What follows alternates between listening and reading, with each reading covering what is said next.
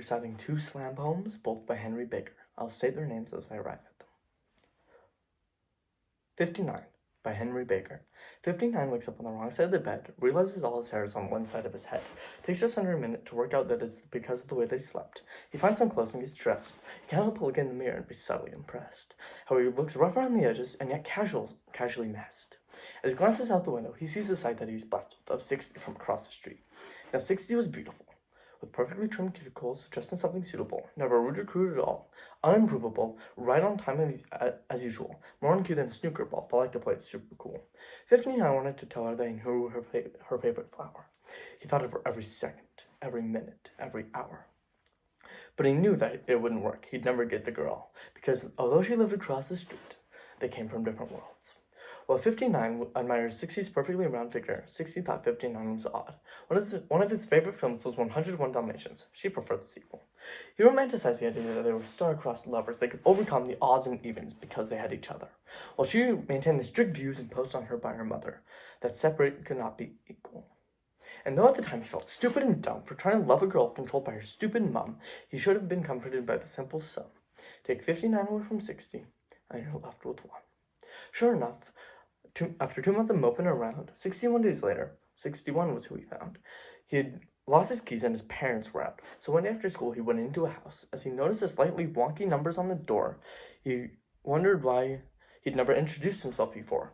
As she left him in, his jaw dropped in awe. 61 was like 60, but a little bit more. She had prettier eyes and an approachable smile, and like him, rough around the edges, casual style. And like him, everything was in disorganized piles, and like him, her mom didn't mind if friends stayed a while. Because she was like him, and he liked her, he reckoned she would like him if she knew he was like her, and it was different this time. I mean, this girl was wicked. So he plucked up the courage and asked for her digits. She said, "I'm 61. He grinned, "I'm 69. Today I've had a really nice time, so tomorrow, if you wanted, you could come over to mine." She said, "Sure." She loved talking to someone just as quirky. She agreed to this unofficial first date. In the end, he was only ready 1 minute early, but it didn't matter because she arrived 1 minute late. And from that moment on, there was non-stop chatter. How they loved X Factor, how they had 2 factors, how that did not matter, distinctiveness made them better. By the end of the night, they knew they were meant together. And one day, she was talking about stuck-up 60. She noticed that 59 looked a little bit shifty. He blushed, told her of his crush. The best thing that never happened because it led to us. 61 was clever, see, not prone to jealousy. She looked him in the eyes and told him quite tenderly, "You're 59, I'm 61. Together we combine to become twice what 60 could ever be." At this point, 59 had tears in his eyes, was so glad to have this one-of-a-kind girl in his life. He told her that the very definition of being prime was that with only one and himself could his heart divide, and she was the one he wanted to give his heart to. She said she felt the same, and now she knew the films were half true.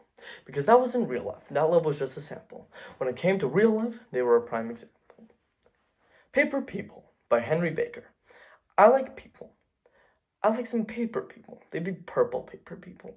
Maybe pop-up purple paper people. Proper pop-up purple paper people. How do you proper purple paper people? I hear you cry. Well, I'd probably proper pop-up purple paper people with a proper pop-up purple paper clip, but I prepare appropriate adhesives as alternatives, a cheeky pack of blue tack, just in case the paper slipped. I could build a pop-up metropolis, but I wouldn't want to deal with all the paper people politics. Paper politicians with their paper-thin policies, broken promises without appropriate apologies. There'd be a little paper me, and a little paper you, and we'd watch paper TV, and it would all be pay-per-view. But we watch the poppy paper wrappers rap about the paper package, or watch paper people carriers get stuck in paper traffic on the A4. There'd be a paper Princess Kate, but we'd all stare at Paper Pippa, and then we'd all live in fear of Killer Jack the Paper Ripper. Because the paper propaganda propagates the people's prejudices. Papers printing pictures of the photogenic terrorists. There'd be a little paper me, and a little paper you, but in pop-up population, people's problems popped up too. There'd be a Papa's paper parliament who remained out of touch, who ignored the people's protests about all the paper cuts. And then the peaceful paper protests would get blown to paper bits by the confetti cannons manned by preemptive police. And there'd still be paper money, so there'd still be paper greed, and the paper piggy bankers pocketing more than they need, purchasing the potpourri to pepper the paper properties while others live in poverty and ain't acknowledged properly. A proper poor economy, where so many are proper poor, but while they're neither ignored, the money goes to big wars. funding origami armies, building paper planes, while remaining imprisoned by our own paper chains. And the greater shame is that we always seem to stay the same. What changes is who's in power choosing how to lay the blame. They're naming names, forgetting these are names of people. Because in the end, it all comes down to people.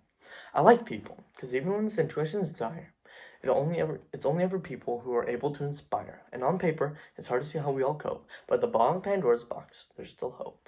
And I still hope because I believe in people. People like my grandparents, who every single day since I was born have taken time out of their morning to pray for me. That's 7,433 days straight of someone checking I'm okay, and that's amazing. People like my aunt, who puts on plays for prisoners. People who are capable of genuine forgiveness. People who go out of their way to make your life better and expect nothing in return. People who have potential to be powerful. And just because the people in power tend to pretend to be different, we don't all need to succumb to the system. A paper population is no different. There'd be a little paper me and a little paper you, and we could watch paper TV, and it would all be pay-per-view. In a pop-up population, people's problems pop up too. But even if the whole world fell apart, then we'd still make it through, because we're people.